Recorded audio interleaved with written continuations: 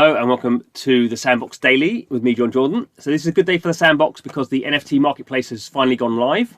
So this is the place where artists can create in-game items and characters, and then they can sell them to people who are going to use them in the games or the environments they're making in the Sandbox. So this is the first time this has gone live. We can see here this is set up by the lowest prices. So there's only 94 different NFTs available at the moment. These have all been created by kind of artists who have been kind of especially allowed to sell them. So at some point, I think everyone will be allowed to make stuff. There probably will be some curation process, some moderation progress, so people can't make rude things. But to begin with, it's just kind of artists who have gone through what they call the Creator Fund. So they've created these cool things. We can see here generally. There's a kind of a kind of rarity kind of price model here. So these are all what we call common ones. So they only have one little dot here, and these are all pretty much priced at 7.35 Sand. So Sand is the cryptocurrency that runs on the Sandbox, runs on the Ethereum blockchain, but it's used for the Sandbox. So we can see that all these are priced at 7.35. This Baby Fox is actually 10.5. So I guess maybe this is the lowest price you can do, but you can price them higher if you want.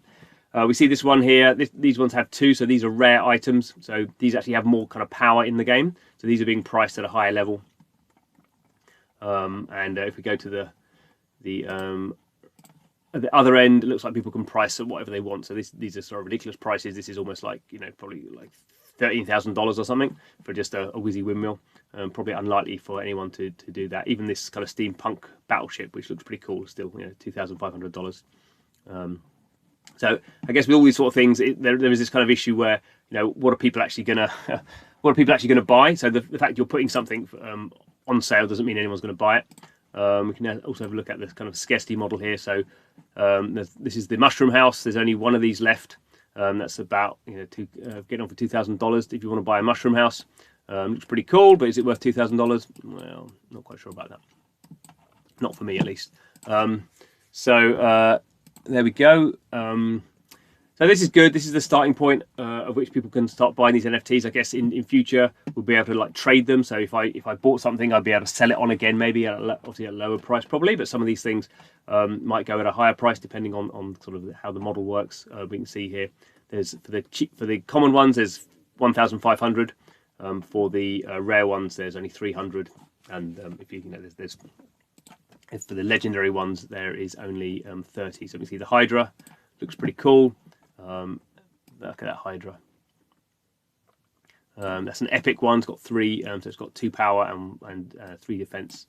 And you can imagine that's going to look pretty cool, and people, obviously are buying these.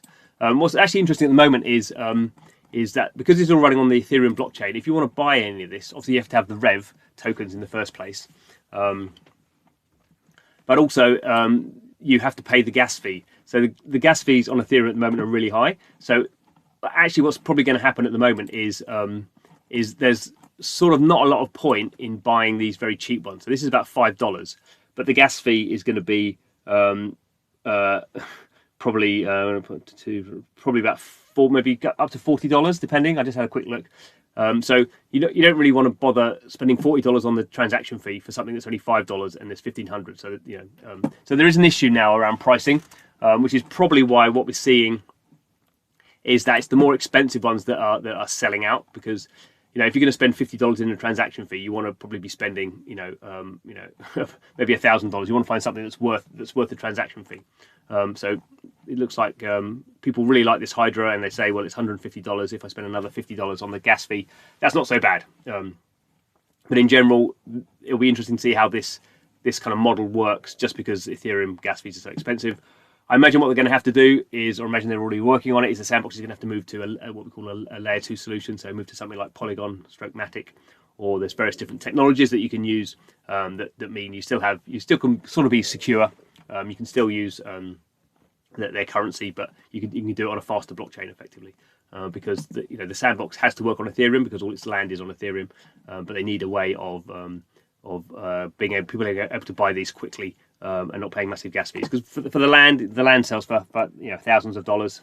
So a $50 gas fee is not so bad for that, but if you've obviously got these small amounts, that's going to be an issue. And gas fees on Ethereum are not going to change anytime soon. Ethereum 2 is not going to happen anytime particularly soon, so they need to come up with a solution. But anyway, it's good to see that the NFT marketplace is live and people are going to start trading on this, and we're going to get an idea about what sort of things people want. So that's interesting. So thanks for watching the video. This is the Sandbox Daily. So please subscribe to the channel if you're interested in the Sandbox. But thanks for watching this one, and see you again soon.